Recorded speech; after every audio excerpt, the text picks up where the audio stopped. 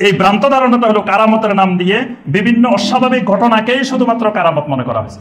একজন ইমানদারের কারামত হলো তিনি সুন্নত অনুযায়ী জীবনযাপন করেন, এইটাই তার কারামত। কোরআন অনুযায়ী জীবনযাপন করেন, শিরিক মুক্ত বেদাত মুক্ত জীবনযাপন করেন, এইটাই তার কারামত। অলৌকিক ঘটনা দেখাইলো কি দেখাইলো না, বা তার জীবনে একটা অলৌকিক ঘটনা ঘটছে কি ঘটনা, এটা কারামত না, এটা মূল বিষয় না। এটা আল্লাহর বিশেষ বান্দাদের, আল্লাহ যাদেরকে মহব্বত করেন তাদেরকে কোনো এক জায়গায় বিপদে পড়ছেন, আল্লাহ সেখানে সাহায্য করবেন, এটা আল্লাহর পক্ষ থেকে আসবে, এটা তার কারামত। কিন্তু কখন কার ক্ষেত্রে ঘটবে না ঘটবে এটা আল্লাহ ছাড়া কেউ বলতে পারে না। কিন্তু আমাদের দেশে দেখবেন যে অলির পরিচয় বোঝানোর জন্য, যে আমাদের হুজুর জানেন যে একজন পাসপোর্ট হারাই ফেলছে, সে মক্কাতে বসে আছে, চিন্তা করতেছে, পরে আমাদের হুজুর করতেছে চোখ বন্ধ করো, বাস চোখ বন্ধ করছে, দেখে বরিশাল আসে বসে দিচ্ছে। আল হাকিকা আল মুহাম্মাদিয়া, মানে নবী সাল্লাল্লাহু আলাইহি সাল্লাম কেন্দ্রিক কিছু আলাদা আকীদা।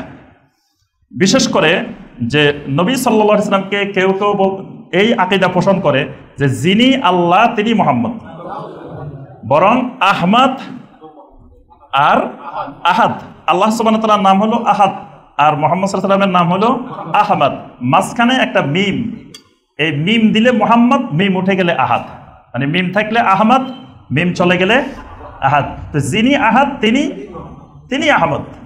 এই শিরকি কুফরি আকীদা অনেক মানুষ বিশ্বাস করে, এবং কেউ কেউ বিশ্বাস করে নবী সাল্লাল্লাহু আলাইহি সাল্লাম, আল্লাহ রাব্বুল আলামিন নবী সাল্লাল্লাহু আলাইহি সাল্লামের সূরতে পৃথিবীতে আত্মপ্রকাশ করছেন। এই বিশ্বাসের কুফরি বিশ্বাসের লোক আছে।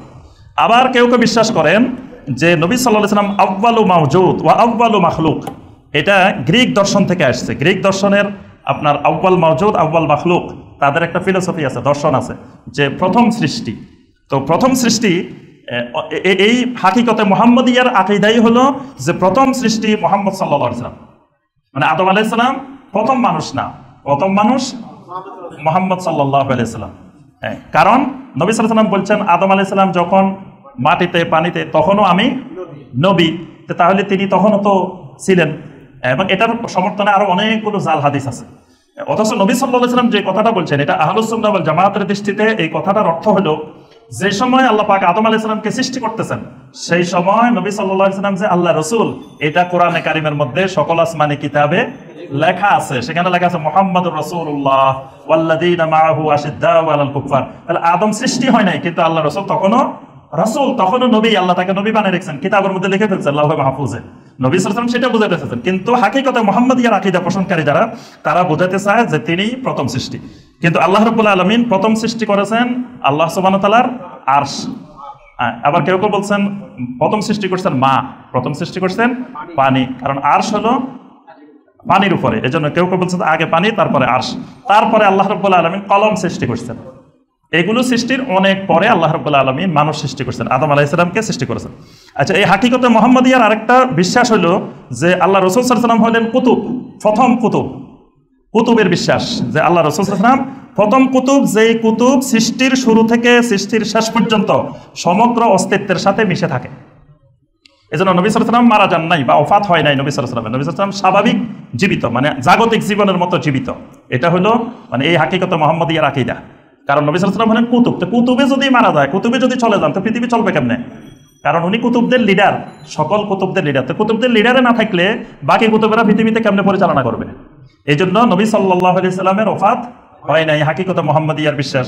তারপরে আপনার আবুল আব্বাস আল মুরসি তিনি বলছেন যে জামিউল আম্বিয়া খুলিকু মিনার রাহমা, সমস্ত নবীদেরকে রহমত থেকে সৃষ্টি করা হয়েছে। ওয়া নাবিয়ুনা হুয়া আইনুর রাহমা, আর আল্লাহ রাসূল সাল্লাল্লাহু আলাইহি ওয়াসাল্লাম হলেন নিজেই সেই রহমত। মানে নবী সাল্লাল্লাহু আলাইহি ওয়াসাল্লাম থেকেই বাকি নবীদেরকে সৃষ্টি করা হয়েছে।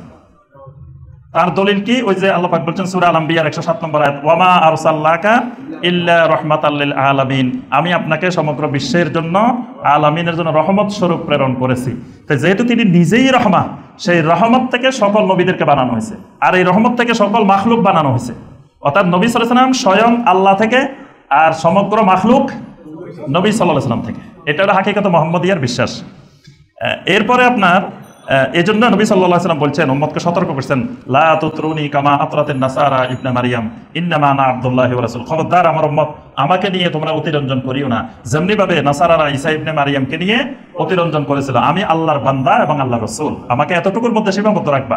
কিন্তু এই হাকিকতে মুহাম্মদিয়ার আকীদা বের করে নবী সাল্লাল্লাহু আলাইহি ওয়াসাল্লামকে নূরের তৈরি, নবী সাল্লাল্লাহু আলাইহি ওয়াসাল্লামকে হাজির নাজির, নবী সাল্লাল্লাহু আলাইহি ওয়াসাল্লামকে জাগতিক জীবনের মতো জীবিত, আরো বিভিন্ন নতুন নতুন শিরকি এবং কুফরি আকীদা নবী সাল্লাল্লাহু আলাইহি ওয়াসাল্লাম কেন্দ্রিক করা হয়েছে।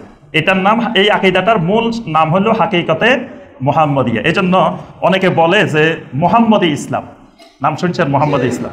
এই মুহাম্মদি ইসলাম বলতে যেটা বোঝানো হয় সেটা হলো এই আল হাকিকা আল মুহাম্মদিয়া, মানে হাকিকতে মুহাম্মদিয়া। এটা বোঝানোর জন্য বলে যে পৃথিবীর সব মুসলমান এখন চলে গেছে এজিদি ইসলাম, আর আমরা আছি মুহাম্মদি ইসলাম। এই যে মুহাম্মদি ইসলাম আর এজিদি ইসলাম, এটার শ্রেণী বিভাগটা হলো এই আকীদা থেকে, এই কুফরি আকীদা থেকে, যে আল হাকিকা আল মুহাম্মদিয়া।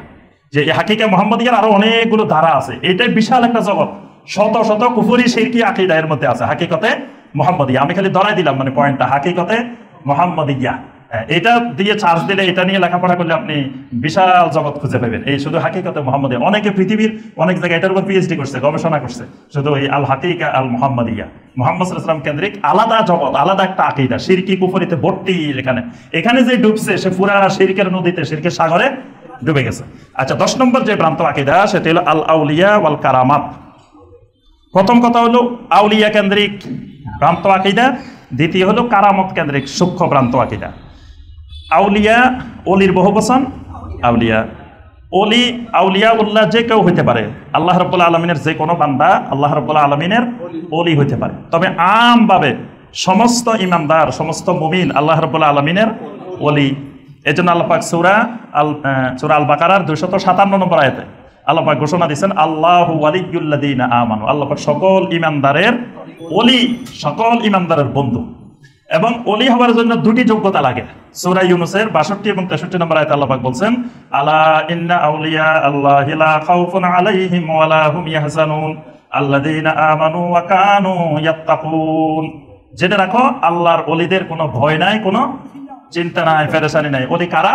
আল্লাযীনা আমানু, যারা বিশুদ্ধ ঈমানের অধিকারী, যারা শিরিক মুক্ত, কুফর মুক্ত, বেদাত মুক্ত, নেফাক মুক্ত ঈমানের অধিকারী। ওয়া কানু ইয়াত্তাকুন, যারা মুত্তাকিন, যারা তাকওয়াবান। তাহলে এই দুইটা দিয়েই আল্লাহর ওলি হয়, একটা ঈমান আর একটা তাকওয়া। এই দুইটাই থাকে অন্তরের ভিতরে, এটা দুইটাই গোপনীয় জিনিস।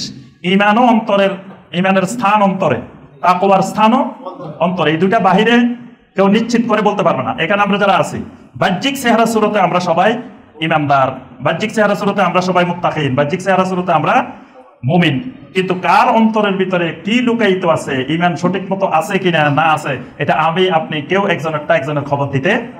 ওয়াল্লাহু আলিমুম বিজাতি সুদূর, একমাত্র আল্লাহ রাব্বুল আলামিন নিশ্চিত করে বলতে পারবেন আমার অন্তরে, আপনার অন্তরের ভিতরে কি আছে, ঈমান ঠিক মতো আছে কিনা, তাকওয়া ঠিক মতো আছে কিনা। এটা আমি আপনাকে নিশ্চয়তা দিতে পারবো না, আপনি আমাকে নিশ্চয়তা দিতে পারবেন না। এই জন্য পৃথিবীতে কাউকেই আপনি নির্দিষ্ট করে আল্লাহর ওলি বানানো যাবে না। ওলি বানানো মানে আপনি গায়েবের ক্ষমতা হাতে নিয়ে নিছেন। আপনারা সবাই মিলে বললেন আমাদের খতিব সাহেব আল্লাহর ওলি, তা আপনি কেমনে জানলেন আমি যে আল্লাহর ওলি?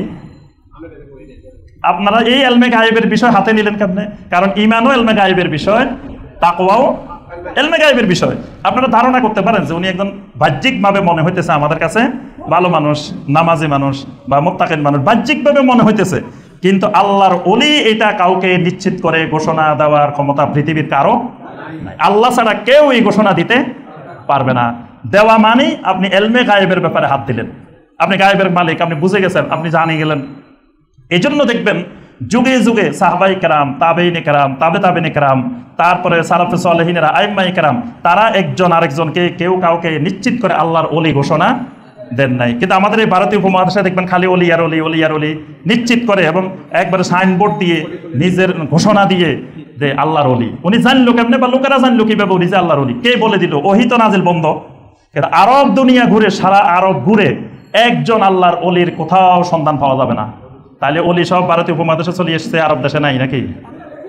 ওখানের মানুষ এই ভ্রান্ত আকীদা বুঝতে পারছে যে একজন আরেকজনকে অলি ঘোষণা দেওয়া যায় না। কিন্তু আমরা সেই ভ্রান্ত আকীদার মধ্যে ডুবে আছি।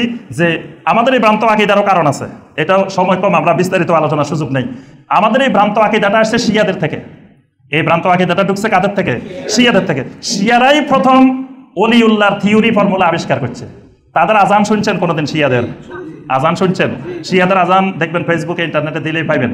শিয়াদের আজান আমাদের আজানের চেয়ে আরো বাক্য বেশি। আশহাদু আন্না মুহাম্মাদুর রাসূলুল্লাহ দুইবার বলার পরে তারা বলে কি? আশহাদু আন্না আলিয়ান ওয়ালিয়ুল্লাহ। দুইবার বলে আশহাদু আন্না আলিয়ান ওয়ালিউল্লাহ। আলী রাদিয়াল্লাহু তাআলা আনহুকে প্রথমে তারা ওয়ালিউল্লাহ ঘোষণা দিছে, মানে সকল সাহাবায়ে কেরামের মধ্যে সবাই ওলি না, ওলিউল্লাহ না, খালি আলী হলো ওলিউল্লাহ। কিন্তু আমরা বিশ্বাস করি সকল সাহাবায়ে কেরাম আউলিয়াউল্লাহ, জান্নাতের সনদপ্রাপ্ত সাহাবী। শিয়ারা মনে করে নবী সাল্লাল্লাহু আলাইহি ওয়াসাল্লামের ওফাতের পরে সকল সাহাবীরা জাহান্নামী হয়ে গেছে, মুরতাদ হয়ে গেছে, নাউজুবিল্লাহ। শুধুমাত্র এই কয়েকজন বিশিষ্ট ছিল, এরা ইমানদার, এদের মধ্যে আলী হলো ওয়ালিউল্লাহ। এই আলী রাদিয়াল্লাহু তাআলা আনহুকে তারা প্রথম ওলিউল্লাহ নির্দিষ্ট করছে। এবং ওলিউল্লাহর থিওরিতে সীমাবদ্ধ না, ওলিউল্লাহর থিওরিতে আর অনেক বড়। যারা ওলিউল্লাহ হয় তারা মাসুম, এই জন্য তাদের পরে 12 জন ইমাম সবাই মাসুম। ইদানিং দেখবেন ফেসবুকে একটা ইয়া আছে শিয়াদের, তারা যে এবার হজে আসছে, হজের কোন এক জায়গায় তারা জোরে জোরে নামাজ পড়তেছিল, ওইটার ভিডিও আছে ফেসবুকে। ওই ভিডিওর মধ্যে তারা আজান দিচ্ছে, বলতেছে আশহাদু আন্না আলিয়ান ওয়ালিউল্লাহ, এরপরে আবার বলতেছে যে আশহাদু আন্না যুররিয়াতাহু মাসুমিন। এটাও আমরা সাক্ষ্য দিচ্ছি আলীর বংশধর যতদূর গেছে এরা সবাই মাসুম। আসামতের ঘোষণা দিচ্ছে যে নিষ্পাপ, কোনো গুনাহ নেই। এরপরে যারা ওলিউল্লাহ হবে এদের কাছে এলমে লাদুন নিয়ে আসে, এদের কাছে এলমে লাদুন নিয়ে আসে, এরা আলাদা এলেমের অধিকারী, এরা স্বাভাবিক এলেমের অধিকারী না। এইভাবে এই ওলিউল্লাহর থিওরি দিয়ে এই ভ্রান্ত ধারণা মুসলিমদের ভিতরে ঢুকাই দেওয়া হয়েছে। এটা শিয়াদের আবিষ্কার, পর্যায়ক্রমে শিয়াদের থেকে আস্তে আস্তে দিকে আসছে। এই জন্য দেখবেন একটা জিনিস গভীরভাবে লক্ষ্য করবেন যে এই ওলিউল্লাহর থিওরিতে যারা বিশ্বাসী এদের একটা সাজারা আছে, প্রত্যেক জায়গায় গেলে একটা সাজারা পাবেন, সাজারাটা একটু চেক করবেন। ওই সাজারা চেক করলে দেখবেন যে কিছু দূর যাওয়ার পরে এই গাছ শিয়াদের দিকে চলে গেছে। মানে এই গাছের ডালপালা গোড়ার দিকে গেলে দেখবেন যে শিয়াদের ইমাম হয়ে তারপরে আলী রাদিয়াল্লাহু তাআলা হয়ে তারপরে আল্লাহ রাসূলের কাছে গেছে। অর্থাৎ এটা যে শিয়াদের আবিষ্কার ফর্মুলা, এই ব্যাপারে কোনো সন্দেহ নাই। এরপরে আপনার কোরআনে কারিম কারামতের ধারণা, কারামত এটা হক, কারামতুল আউলিয়ায়ে হাক্কুন। এটা যিনি ইমানদার, যিনি মুত্তাকিন, যিনি সালেহিন, যিনি আউলিয়াউল্লাহ, তার মধ্যে কারামত সংঘটিত হবে। কারামতটা কি? কারামতটা হলো আল্লাহর পক্ষ থেকে সম্মাননা। নবী রাসূলদের হলো মুজিজা, আর বাকি উম্মতের যারা তাকওয়াবান, মুত্তাকিন, সালেহিন তাদের হবে কারামত। কারামতটা কেউ ইচ্ছা করে দেখাইতে পারে না, মুজিজা ইচ্ছা করে দেখানো যায় না, এটা আল্লাহ সুবহানাহু ওয়া তাআলার পক্ষ থেকে আসে। এই জন্য কাফেরেরা কোরআনে কারিমকে সবচেয়ে বড় মর্যাদা দেওয়া হয়েছে, কিন্তু কাফেরেরা কোরআনে কারিমকে মর্যাদা মানে নাই। তারা বলছে যে আপনি রাস্তা দিয়ে বের হইবেন, আপনার সামনে কিছু ফেরেশতা থাকতে হবে, আপনার একটা স্বর্ণের বাড়ি থাকতে হবে, আপনার এটা থাকতে হবে, আপনি এটা নিয়ে আসেন, এটা নিয়ে আসেন। এগুলোকে তারা মর্যাদা মনে করছে, কিন্তু কোরআনে কারিমকে মর্যাদা মনে করে নাই। এই ভ্রান্ত ধারণাটা হলো কারামতের নাম দিয়ে বিভিন্ন অস্বাভাবিক ঘটনাকেই শুধুমাত্র কারামত মনে করা হয়েছে। একজন ইমানদারের কারামত হলো তিনি সুন্নত অনুযায়ী জীবনযাপন করেন, এইটাই তার কারামত। কোরআন অনুযায়ী জীবনযাপন করেন, শিরিক মুক্ত, বেদাত মুক্ত জীবনযাপন করেন, এইটাই তার কারামত। অলৌকিক ঘটনা দেখাইলো কি দেখাইলো না, বা তার জীবনে একটা অলৌকিক ঘটনা ঘটছে কি ঘটনা, এটা কারামত না, এটা মূল বিষয় না। এটা আল্লাহর বিশেষ বান্দাদের, আল্লাহ যাদেরকে মহব্বত করেন তাদেরকে কোনো এক জায়গায় বিপদে পড়ছেন, আল্লাহ সেখানে সাহায্য করবেন, এটা আল্লাহর পক্ষ থেকে আসবে, এটা তার কারামত। কিন্তু কখন কার ক্ষেত্রে ঘটবে না ঘটবে এটা আল্লাহ ছাড়া কেউ বলতে পারে না। কিন্তু আমাদের দেশে দেখবেন যে অলির পরিচয় বোঝানোর জন্য যে আমাদের হুজুর জানেন যে একজন পাসপোর্ট হারাই ফেলছে, সে মক্কাতে বসে আছে, চিন্তা করতেছে, পরে আমাদের হুজুর করতেছে চোখ বন্ধ করো, বাস চোখ বন্ধ করছে, দেখে বরিশাল এসে বসে দিচ্ছে। এই হলো কারামত, যে এইগুলো ব্যাপক আকারে প্রচার করা হয়। মাহফিল মানি এখানে শুধু এই অস্বাভাবিক এসব ঘটনা কেন, ওই যে সাধারণ জনগণ গুলাকে এইদিকে উদ্বুদ্ধ করার জন্য যে আমাদের হুজুরের এত কারামত, মানে আমাদের উনি বড় আল্লাহর ওলি। তাহলে বাংলাদেশে যতজন আছে তার মধ্যে আমাদের হুজুরের যেহেতু বেশি অলৌকিক ঘটনা, উনি সবচেয়ে বড় ওলি। কার থেকে কে বড় ওলি? ব্যবসার একটা বড় মানে প্রতিযোগিতা, ব্যবসা বাণিজ্যের ব্যাপক প্রতিযোগিতা কারামতের নামে। এগুলা হলো ভ্রান্ত আকীদা এবং কুফরি শিরকি আকীদা।